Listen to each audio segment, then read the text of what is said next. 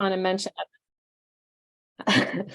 well done. I wanted to mention that this is being recorded. It will be made available as an enduring training resource. So keep that in mind as we invite you to bring questions forward in the chat while we speak, and there will be time for some Q&A at the end. But just be aware that this is being recorded as you engage over the course of the next hour. So this is our outline for today. Before I get into the outline, I just want to briefly give a little bit more information about myself and my colleague, let my colleagues from PMC say hello as well. Again, my name is Amy Romano.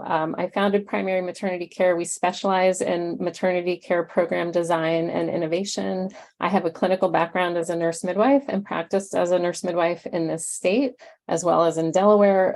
But really my professional career has been primarily in working on system level change, a lot of quality improvement initiatives and care model innovation work. So that's the focus of what we do. And I'll introduce briefly Claudia Jennings and Darlene Turner, who will say hi, and then you'll hear from both of them over the course of this presentation.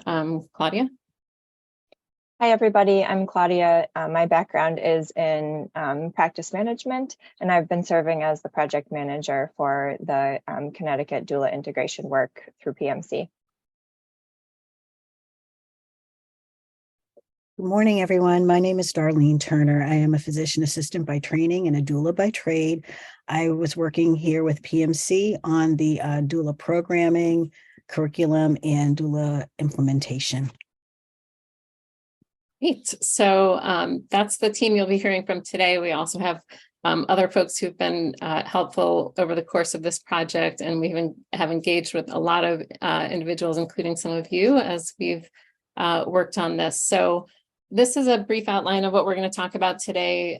We know that doulas are sort of newer on the scene for some of us, so we'll do some basics about what doulas are, why the Husky Health Program in particular is so focused on increasing the utilization of doulas in Connecticut, how that's going to look in this maternity bundle that is coming forward. And we know there are broader questions about the maternity bundle, so there's going to be opportunities in a future presentation to dig into the broader mechanics of the maternity bundle. But one of the features is that doula services will be made available to Husky members through their benefits and through their providers. So that's what we're going to be focusing on today. And we're going to show you an integration toolkit that we have developed to help provider practices integrate doulas into their care and mobilize these resources for Husky members. And then we'll talk as well about how doulas can participate and engage with this program as well. And there's a separate presentation for doulas that's coming up on this Friday. Next slide. So we'll start again with just some broad information about who doulas are and why we think they're important. You can go ahead to the next slide.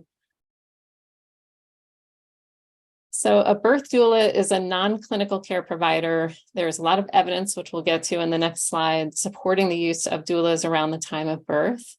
And they provide a type of care that really engages around trust and builds trusting relationships with birthing families. So the support that they provide is sort of grounded in this place of trust.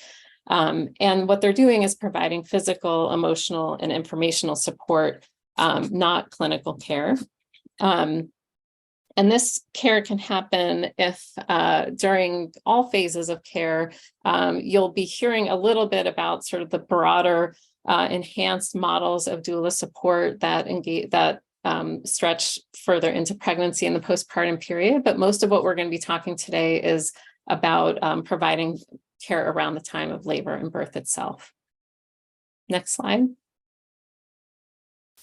So these are some references to the research around doula support. And the first body of research is really from the Cochrane Systematic Review of Continuous Support in Labor. This has been a continuously updated systematic review looking at randomized controlled trials that has been producing the evidence base for doula support for a couple of decades at this point. And so as new randomized trials have come out, that evidence has been added to this review. But we have known for many years, decades, in fact, the impact of doula support around the time of birth on outcomes, including increased likelihood of vaginal birth, reduced length of labor, reduced likelihood of cesarean or instrumental birth, lower use of anesthesia and analgesia, lower likelihood of low APGAR scores, and lower reports of negative feelings about the birth experience. And so we've seen many kind of examples over the years of people saying, like, if this were a drug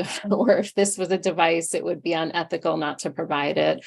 We just know there's really solid evidence that this is a highly beneficial form of care, and really without any side effects or risks. There have not been any downsides that have come out in the literature. That review has a lot of like slicing and dicing ways of looking at the data. So if you're interested in sort of the context in which doula support has, more or less effect, you can get at some of those analyses. But the evidence base is there. And on the right-hand side, you see a report called Improving Our Maternity Care Now. This is actually a series of reports from the National Partnership for Women and Families and multiple other partners that have looked at the broader base of evidence that's emerging around some of the more community-based models. And these are the enhanced models that, in addition to the birth support that we have, the evidence base from the Cochrane Review really extends to prenatal and postpartum support, a lot more care navigation and more enhancements. And so there's less randomized controlled trial data, but some emerging evidence that looks at additional outcomes, including impacts on preterm birth rates and low birth weight and breastfeeding outcomes, and seeing some really promising results there as well. Next slide. And there's a lot of interest in doulas, including among our team, in addressing some of the inequities and the racial disparities that are so persistent and that seem to be getting worse. And so we want to be clear that we can't solve all of that with doulas, and there's a lot of pressure on doulas to, fix a very broken system, but we do understand and believe that doulas have a critical role. I'm either on the phone or away from my desk. Addressing health get back to equity. you as soon as possible. Thank you. Please leave a message at the tone. When finished, you may hang up or press pound for. Can we mute any lines that are unmuted? Thank you.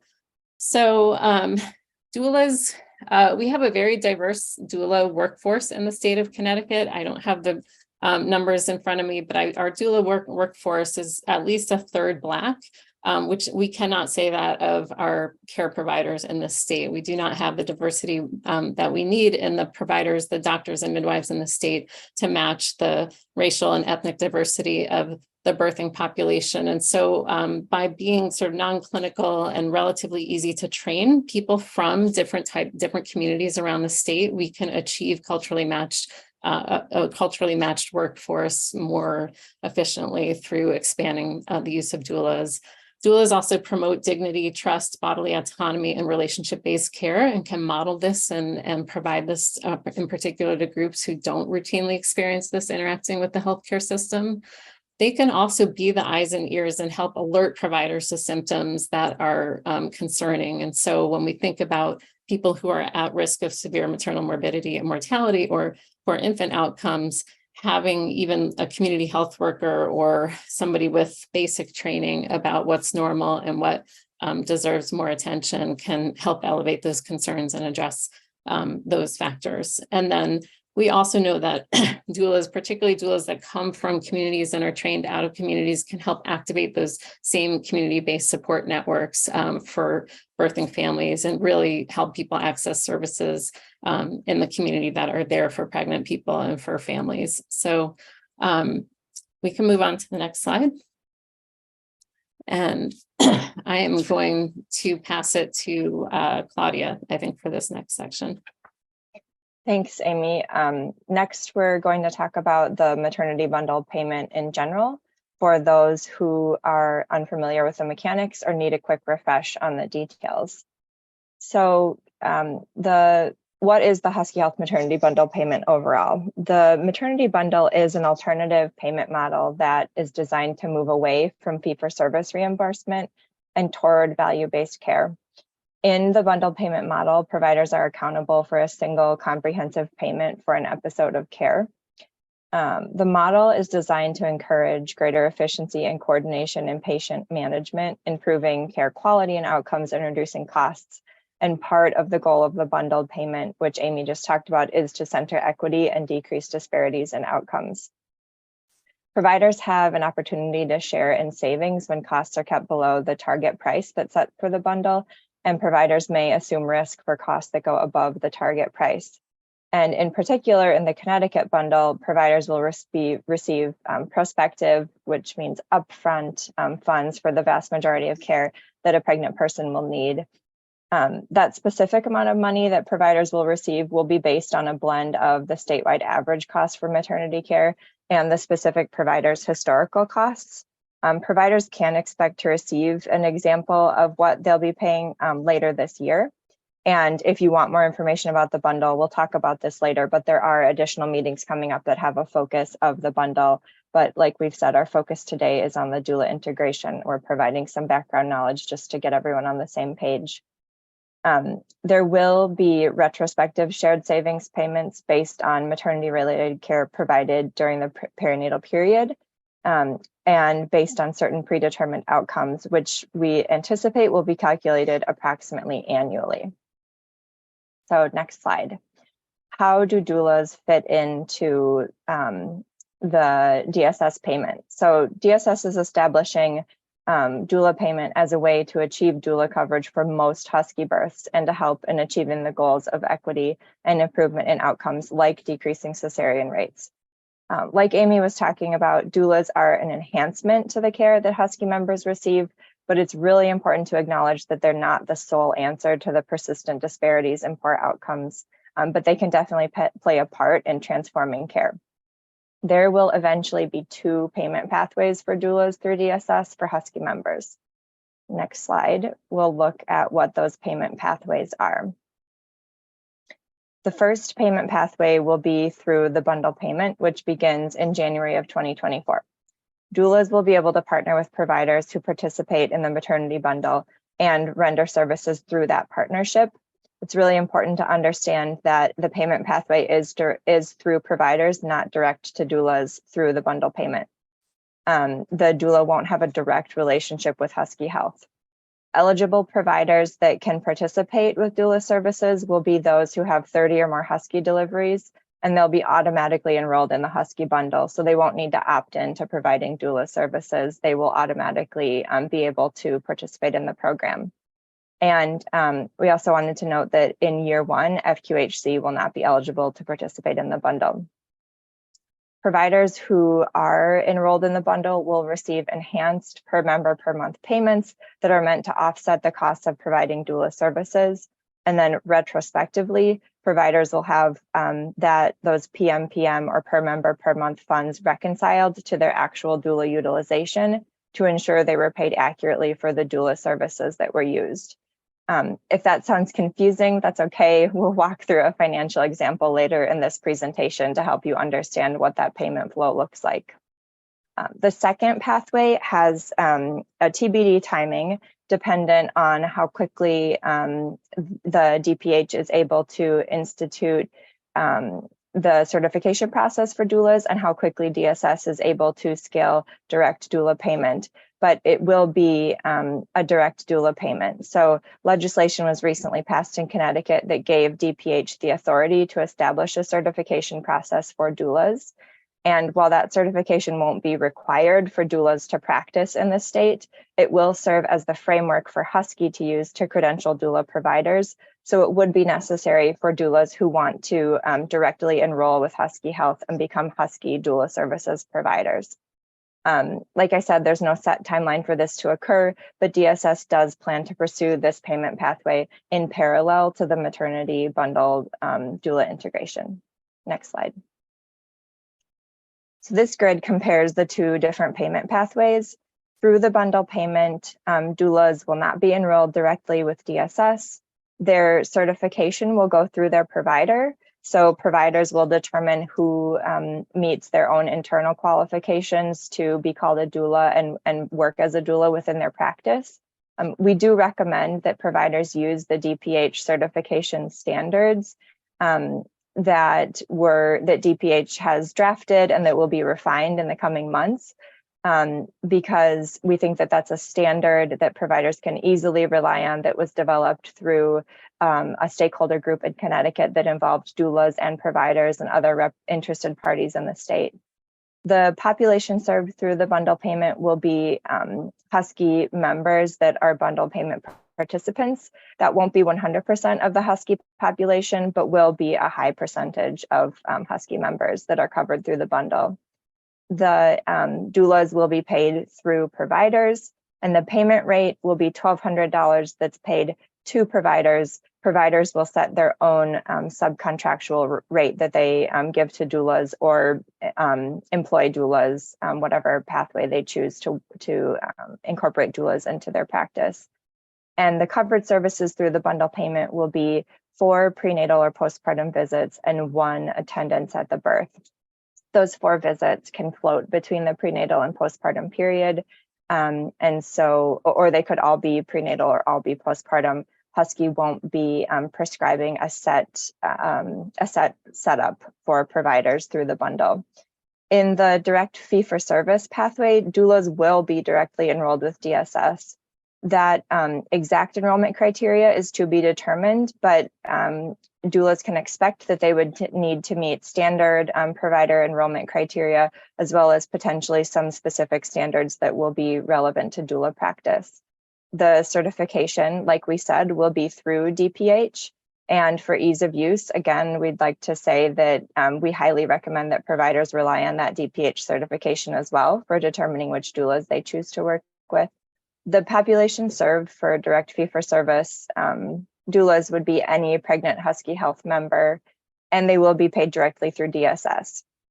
It is still to be determined what the payment rate and the covered services will be for direct fee-for-service reimbursement. And now I will hand it over to Darlene to go deeper into the doula services that are covered as part of the maternity bundle. Thank you, Claudia. So let's take a look here. When we're talking about the integration of doulas, we're really looking at a team-based approach. So the maternity bundle is designed to better integrate clinical and non-clinical services. Of course, the clinical provided by the providers and the non-clinical provided by the doulas. Team-based care has a potential to address much broader needs of the patients, and that's why we're looking at this model. Doulas can focus on activities that clinicians frequently lack the time or skills for, such as childbirth education, community service navigation, hands-on comfort measures, and the continuous bedside support, especially during labor and delivery. The goal of including doulas in increased breastfeeding support is to remedy disparities in access, utilizations, and outcomes for pregnant people, with an emphasis on people of color and people with substance use disorders, marginalized groups that have traditionally fared more poorly during childbearing. Next slide, please. So the integration really has a lot of components, in each section plays a role. So starting off, we're going to look at what the role of DSS. DSS is going to support the effort of integration by providing the payment authority and providing payment to the payers through the bundled payment program. It's going to be a per member per month allotment that each provider will be receiving. And then DSS will determine the performance parameters and specific reporting requirements for the doula services and have a fee-specific schedule specific for the doula services for the amount that is paid to the providers. As part of the doula implementation, DSS will provide draft support materials, and we'll go over some of those later in this presentation.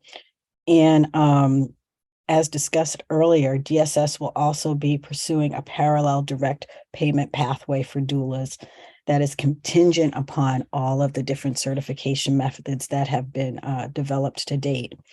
Although the payment pathways have differences, where they can be aligned, we are encouraging that they do try and make the pathways as aligned as possible to make it as easy as possible for providers when trying to work with doulas and for doulas when trying to make contracts with providers. Next, we want to look at the role of the providers, and they will be responsible for creating the relationships with and employing or working together with doulas. They will be able to define what that relationship looks like, whether it's a subcontractor relationship, kind of a 1099 relationship, or whether they actually want to hire doulas into their practice and make them a part of the practice. Providers will be responsible for referring their clients to doulas and having the doulas work with their clients within a specified realm of services and in accordance with their practice level agreements. Providers will also be collecting and reporting data outcomes to DSS via the bundle payment encounter form. And finally, the doulas. Doulas will engage with providers directly and submit their encounter forms and information and outcomes in order to be able to be rendered payment. Doulas will be responsible for reviewing the competency requirements and making sure that they do, in fact, meet all of the requirements. And the providers should review this information well before they establish the contractual relationship. Next slide, please. So the doula role, the doulas participating in the bundle will provide non-clinical, physical, and emotional support to the clients. They will be acting on the care plan that is established by the provider and then carrying out that plan. They will educate the clients about the common course of pregnancy, labor and delivery, and postpartum, and help clients prepare for their pregnancy and parenting journeys. They'll be assisting pregnant and birthing people with access to community and/or social service resources, which may be beneficial to their pregnancy and childbearing experience and improving outcomes. Doulas are a continuous and consistent source of support and are non-judgmental. So even when we may not agree with what a client chooses, we are there to support and not judge. Finally, our role is to empower clients to advocate for themselves, to speak up, and to advocate for the needs of themselves and of their babies. Next slide, please. In terms of provider supervision, doula services will be rendered and reimbursed under the medical provider supervision. Provider supervision means the following. The provider does set the overall care plan for the birthing person, and the medical provider holds the professional and administrative responsibility for the doula services. However, doulas use their own professional judgment in performing services, and they will do this to the full extent and scope of doula practice. Next slide, please. When we're talking about provider supervision, what's involved is the coordination and organization of a patient's maternity care. This is for the provider. Guidance on patient care that doulas can provide. Usually this is either in a job description or via a doula policy, either within the practice or the hospital, depending on who is the provider of supervision.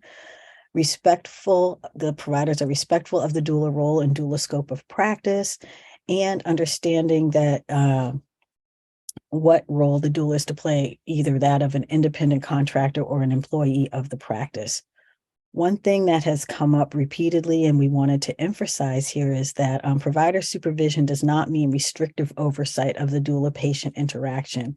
The relationship between clients and their doulas is really important in that it's important that the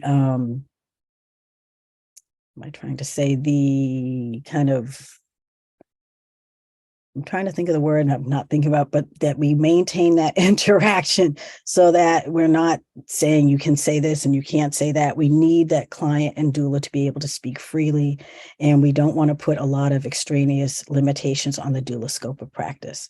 Next slide, please. So who is eligible to participate? Doulas who wish to participate are doulas who want to support childbearing Husky Health members and that they can demonstrate that they meet the core competencies set forth by the Connecticut Department of Public Health. They are also interested in a contractual relationship with a participating practice that provides maternity care services. So each practice will set their own standards. So it's up to the doula and the practice to agree upon how they are going to practice. And there are some samples of practice standards that will be provided later in this presentation. Next.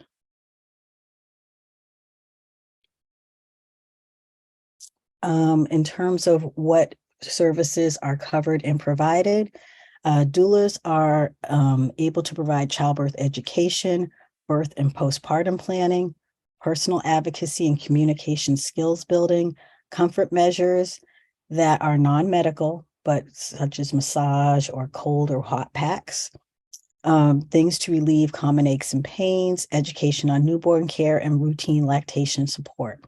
During labor and delivery, we provide continuous support to the mom, and we are there at the bedside the entire time. This is an example of doula services. This is not an exhaustive list. And we also want to highlight the fact that there are many doulas who provide other services besides what may be listed on this or what is in the contractual agreement between the doula and the practice. But they can provide those services, but they cannot bill separately to the client for them. Next slide, please. And I think that I'm going to pass this back to Claudia. Yes, thanks, Darlene. So as we talked about earlier, the payment rate for the services that we've just been talking about through the bundle is $1,200. And this breaks down how that $1,200 is spent. It's made up of $100 for each of the 4 allowed prenatal or postpartum visits, which can float between the prenatal and postpartum period. And the total of 4 visits is per pregnancy, not per doula. So each Husky member will have 4 doula visits that are covered. There's also $800 for attendance at the labor and birth.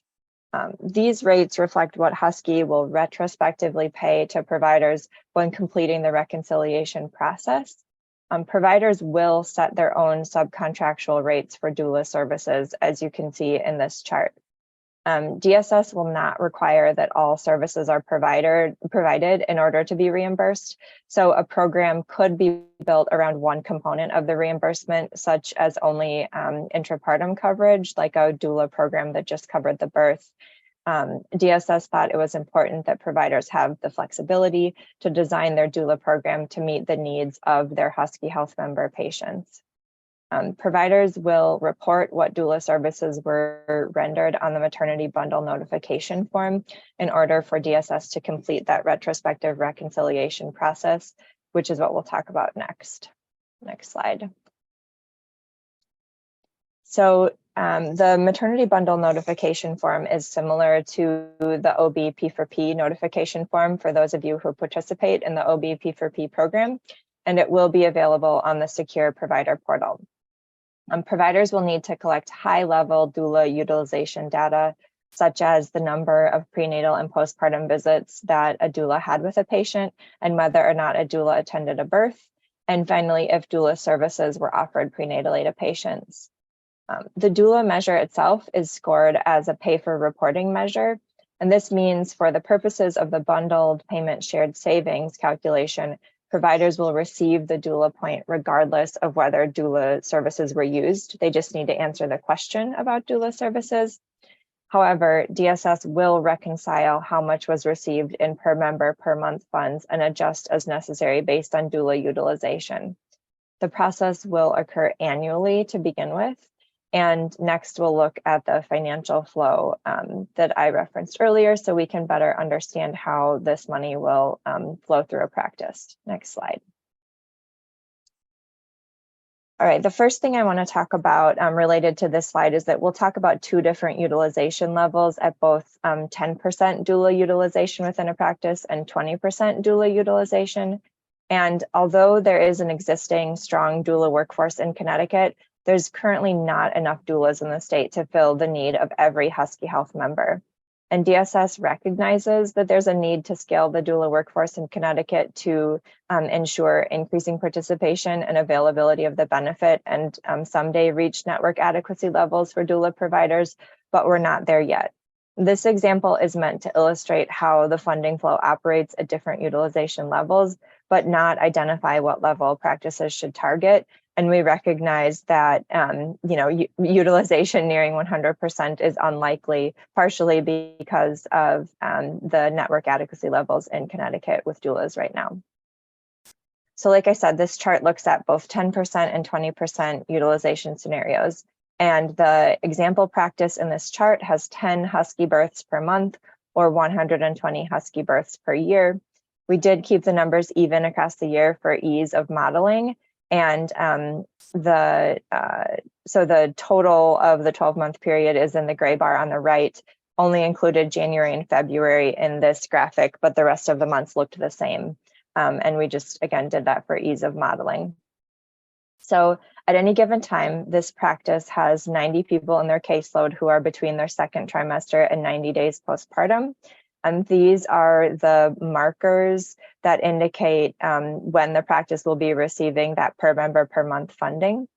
So the practice will receive $21 per member per month of funding for all 90 members in their caseload to support doula services and lactation services. The portion of that $21 per member per month funding that's allocated to doulas is $14. In this sample practice, that means that the providers will receive $1,890 per month in that per member per month funding, with $1,260 earmarked for doula services. The funding is received for all eligible Husky members, but DSS knows that the funding will ultimately be used for a smaller subset of members, especially in early years of the program as practices develop their doula integration. So in the 10% utilization scenario for this practice with 10 Husky births per month, 10% utilization means that one patient will have a doula per month or 12 patients with a doula per year. The practice would be retrospectively allowed $1,200 per month, assuming that that one doula performs all of the eligible services, 4 visits, and attends the birth. And that equates to $14,400 per year. That means that the practice has $60 of unused per member per month funds, or $720 per year that would be retrospectively recouped by DSS. So to look back at those numbers again, the practice received $1,260 per month for doula services. They had one patient that had a doula, so they used $1,200 per month. So that means that ultimately Husky will take back $60 from that practice per month. But that is retrospectively recouped at the year marker. For this same practice, if they had 20% utilization or 2 patients per month working with a doula, assuming that the doulas performed all of the eligible services, the practice would be retrospectively allowed $2,400 per month or $28,800 per year, and DSS would retrospectively owe the practice $13,680 to true up the doula funds based on utilization. So again, to look at those numbers, the practice received $1,260 in PMPM funds for doula services. They ended up using $2,400, and so each month they would be owed back $1,140 or just shy of $14,000 over the course of the year. We want to reiterate that this slide is not meant to identify the target utilization level, but was to help you understand how the funding will flow. And we know that practices will, figure out how to maximize the reimbursement for doula services, as we know that the doula benefit is highly desired by Husky members. And so we expect that there will be strong interest from Husky members to be able to have a doula attend their birth. Next slide. So if you want more information about the bundle payment as a whole, we do invite you to attend a provider forum that's hosted by DSS and CHNCT that will be on July 6th from 12 to 1:30. we can put, I think we'll be able to put the link to that in the chat later so that you can register, and an invitation also has gone out to providers as well. So we hope that you'll be able to attend that webinar for more information about the bundle payment as a whole. And you can also view the DSS website about the maternity bundle for more specific information about the bundle. And next, we will talk about the integration toolkit. So I will pass it back to Darlene. Okay, so let's look at what we have in the toolkit. Next slide, please. The Doula Integration Toolkit has 3 primary components. It has resources, model policies, and form templates. These will be publicly available, and there will be specific resources for providers and for doulas. Next slide, please. When we're talking about the form templates, there's a referral form, reporting form, invoice form, and satisfactory survey forms. These are not necessary that you absolutely use them, but we wanted to provide something so that you could look at and see what you may want to incorporate into your practices. We also have model policies, which include a doula job description, the doula policy that you may want to use to incorporate into your practice, a grievance process, and the sample fee schedule that Claudia was just speaking about. The toolkit will be available mid-July, and there is a link that you will have available to you. Next slide, please. So the resources we kind of sectioned out according to who would need them and who would be looking at them. So we have for members an FAQ sheet where they can have various common questions answered, as well as a sheet on prenatal education, telling them what a doula is, how to access one, and what they can expect from their doula. For the providers, there is a referral workflow with a visual aid, an FAQ sheet with common answers to common questions, a payment flow example, the doula training programs versus the DPH core competency, so you can see how some of the training programs match up against the core competencies, educational campaign materials, and the webinar recording. For doulas, there is also a referral workflow with the visual aid, the FAQ sheets, and the webinar recordings. Next slide, please. So how do you use the toolkit, excuse me. Review introduction sections with the background for the documents. You can make notes of any questions and then use them to suit your anticipated partnerships with doulas and providers. Next, please. Below is an example of a doula invoice, and it shows that it's from the Connecticut Department of Social Services. It shows how to use it and the recommended cadence of payments. And this is just kind of a screenshot of what that sheet will look like. It'll actually be in the toolkit for you to use. Next, please. And this is the policy document. And again, this is available in the full toolkit, and it shows the different sections. What is a doula? What services doulas provide? What doulas do and are not able to do? Professional codes of conduct, and doulas in the medical practice or facility. Next slide, please.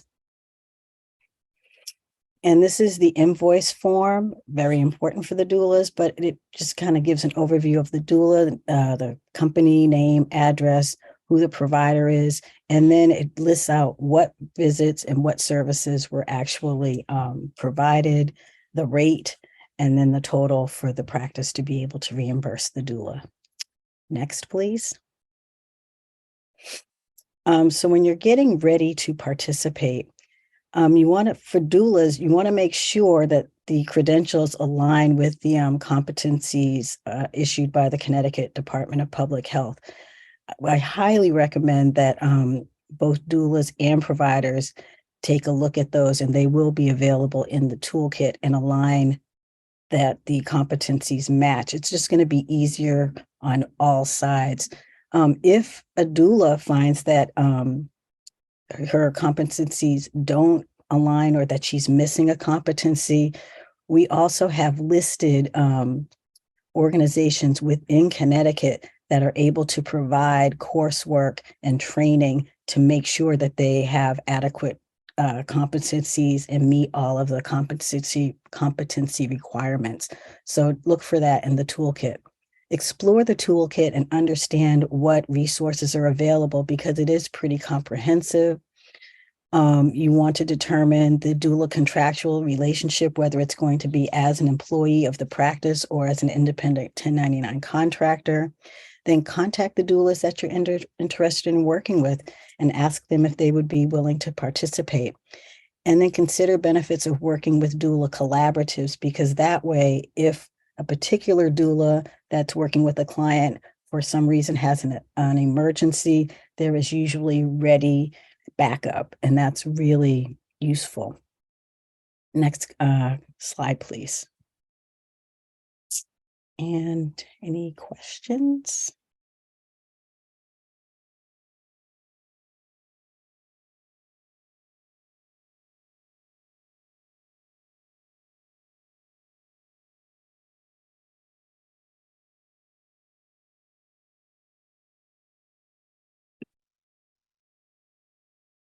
Hello, my name is Joelle. I'm aware that DPH already certifies community health workers. Just even before I get an opportunity to look at the toolkit, how closely aligned are the requirements and the competencies for a doula as it relates to a community health worker who actually went through training and through the educational processes that are available through the community colleges that I'm aware of now? Darlene, do you want to speak to that, or I can? Okay, no, I was going to take, to my understanding, doula and community health worker training are both different. So there is no standardized doula training, and that's one reason why the Doulas for Connecticut and DPH set forth making a set of competencies. So there would be something that was relatively standard for at least for Connecticut. I don't know how they match according to the community health worker curriculum for the state of Connecticut. I did not look at that. But your best bet would be to look at the doula competencies, and as your trainer for CHW, see how they match. Most CHWs don't perform a lot of the bedside doula work. So I would imagine that they're somewhat different. But in terms of referrals, client navigation, and looking at social determinants, you'll probably find some similarities.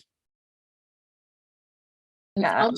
I can add a few things to that. One is that we did evaluate what the training was of the doulas around the state. We had an opportunity to survey. I think we got responses from 56 doulas around the state, and there's quite a few in that group. There were 26 different training programs that were represented. So there's a lot of variation, but we actually were able to see for the most common trainings that we did hear about, and for all of the ones that are based in Connecticut, we were able to actually map the content based on the available information and talking to the course leaders for most of these programs to actually understand what's in the program and map those against what the what sort of a simultaneous parallel process that has been going along to define these core competencies. And so we're really confident that doulas trained in Connecticut-based programs and most of the doulas trained in sort of national programs, either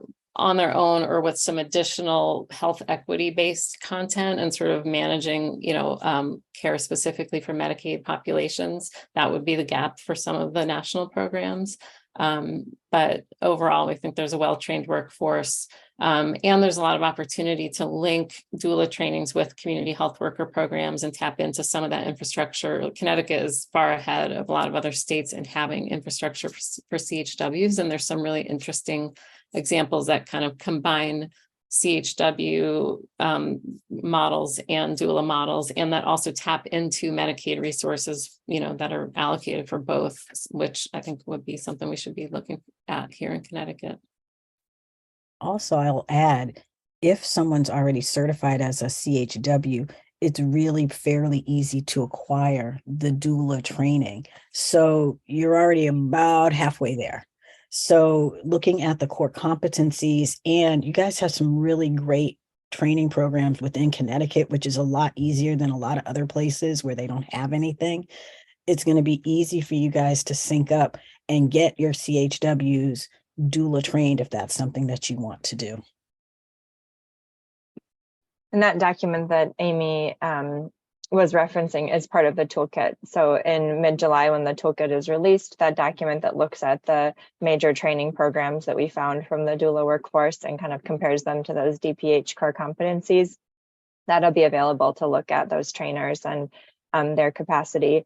And really want to put in a plug for the Connecticut-based training organizations like Darlene mentioned.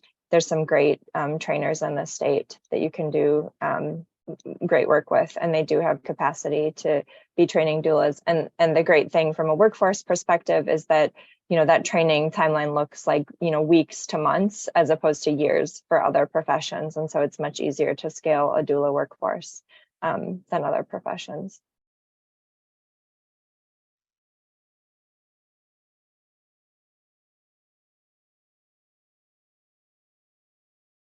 Thank you.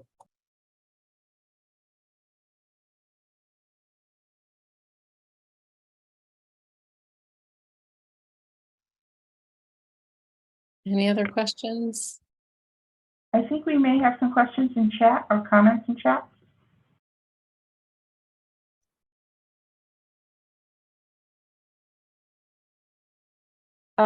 Would you be able to read them to us, Bern? We can only see posts from you. It looks like we can't see posts from anyone else. Okay. So there's one post from Julia, and it states the DPH core competency document includes requirements for certification and certification renewal of doulas, including but not limited to training, experience, continuing education standards, and we can get the, there was a hyperlink shared. So we can make sure that gets out to the attendees.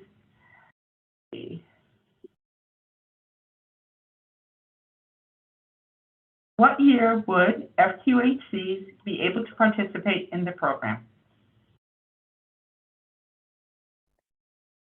I will pass that to one of our Faulkner or DSS colleagues to take that question.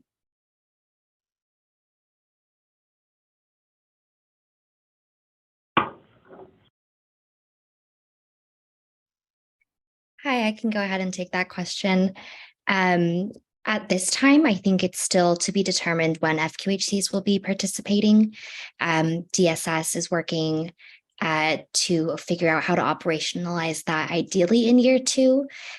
But there are some complex operational challenges with just the payment system, especially around prospective payment system used for FQHCs. So pending operationalizing those and getting around those barriers. The aim is for year 2, but can't make any promises since we're still working through those details.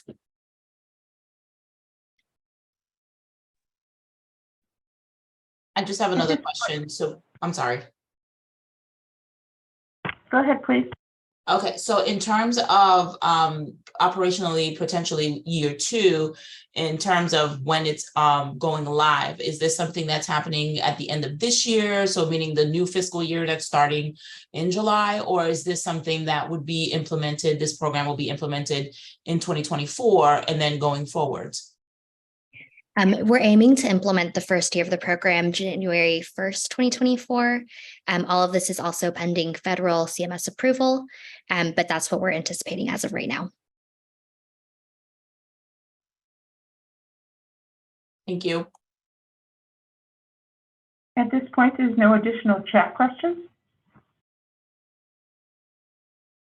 but participants can certainly unmute themselves and ask any questions that they have.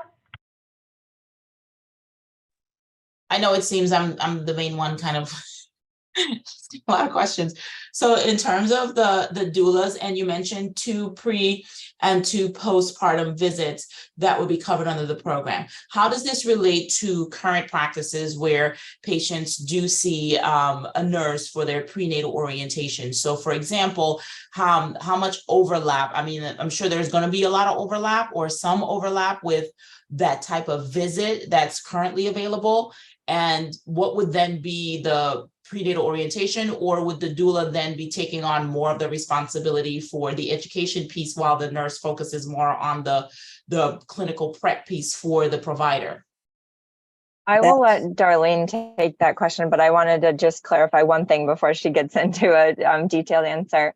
So 4 visits will be covered total. It could be situated as 2 prenatal, 2 postpartum, or it could be 3 and 1, or 4 and none. So I just wanted to be clear that, those visits can float. It's 4 total that can float between the 2 time periods. And I'll let Darlene cover the content. Well, the content really will be based on what the practice decides.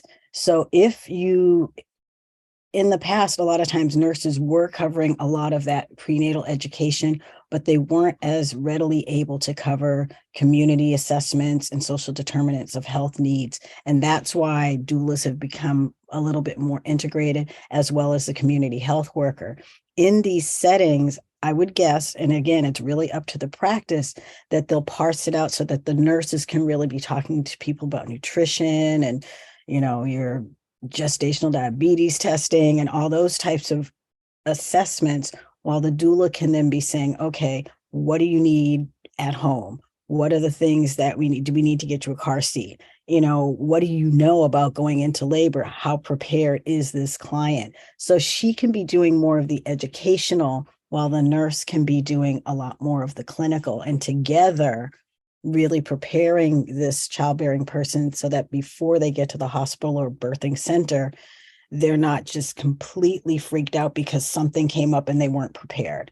Between the nurse and the doula, the goal is that there's very little surprise. Now, obstetrics is just surprising, but we are trying to mitigate that, because so often people feel like they were blindsided. I went in this and I didn't know I was going to have a C-section. I didn't know that was a possibility that my baby could go to the NICU. I didn't know whatever. And that's one of the things that's leading to, dissatisfaction, frustration. And that's really what this union, what this partnership is trying to mitigate. We have 2 additional chat questions. The first one is asking, were physicians involved in the development of this program?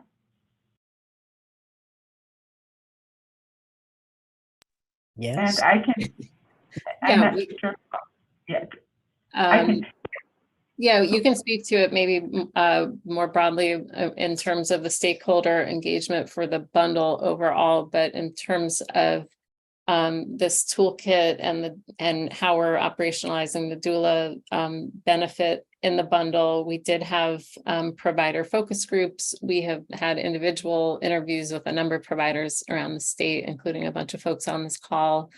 And we also talked to Husky members and doulas in various interviews and focus groups as well, and survey data. And then we have been, the reason that the toolkit is coming in a couple of weeks is because it's currently under review by a number of practices around the state that are sort of coming in as demonstration practices and committed to implementing this benefit in the practices using some of these tools. So we're getting kind of hands-on experience with some early adopters with the tools and using that to make them even better before we post them for everyone to implement with them. So Claudia, I don't know if there's anything you want to add about provider engagement.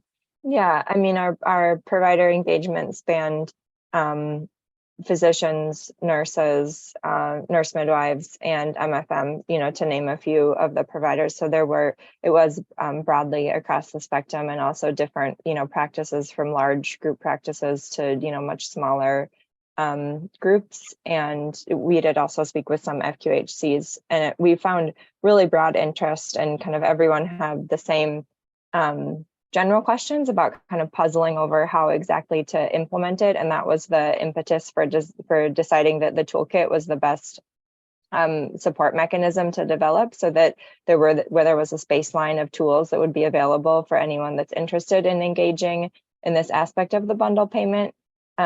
Knowing that, as we've kind of talked about, each practice is, likely going to have their own bespoke iteration of what doula services look like in their practice, because each practice is so different in what their care looks like and how doulas would really integrate into that. And so, we looked at, what's the seed that we can unravel to the baseline and say, here's this toolkit of materials to get everyone started that they can then take and adapt to their own specific needs.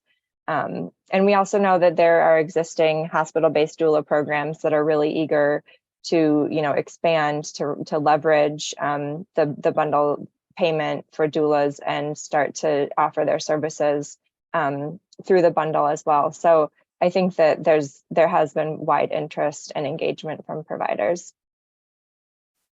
Thank you, Claudia. We have an additional question.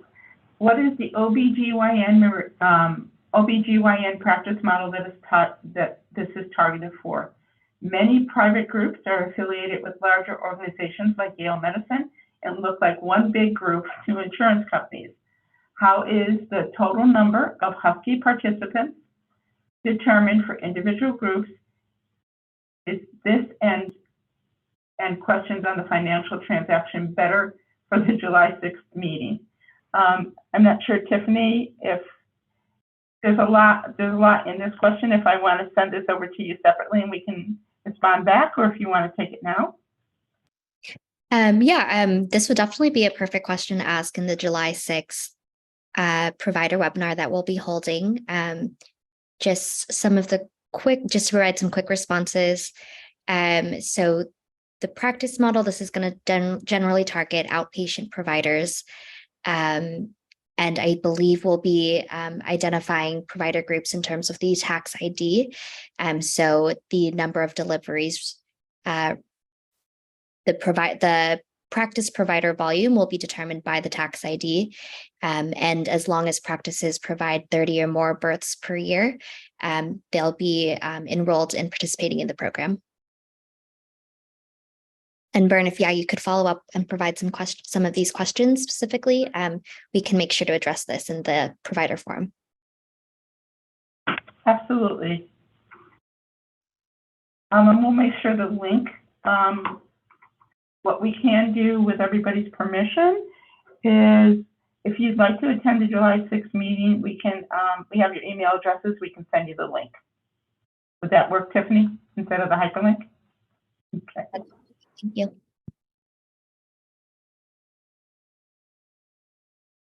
We have one additional question. How much emphasis is placed on cultural humility as part of this service?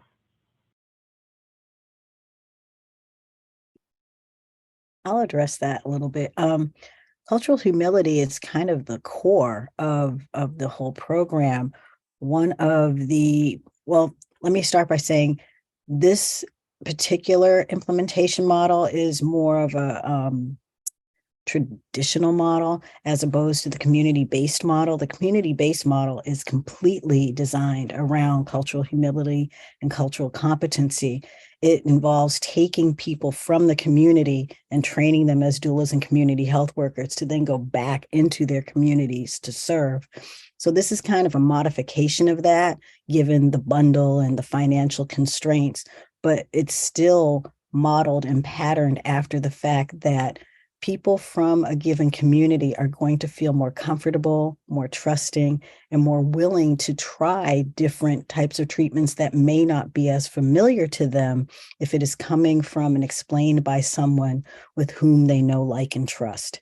So that is really at the crux of this. And that's what we know for sure is a leading driver in lowering in the disparities and improving birth outcomes. So that is a true hallmark. It's also one of the drivers for the cultural competencies. And when we looked at some of the national training programs, they're national and international, they're training so many different people, they don't focus on that. So again, the Connecticut-based training programs have a very strong parts of curriculum that address this. So I would strongly recommend that people look at the Connecticut training programs, because if you did, I don't know, Madriella or Dona or something like that, that's more broad, that's made for an international audience, but we're really drilling down to Connecticut. These Connecticut-based training programs really know what the differences are in the populations of people in Connecticut,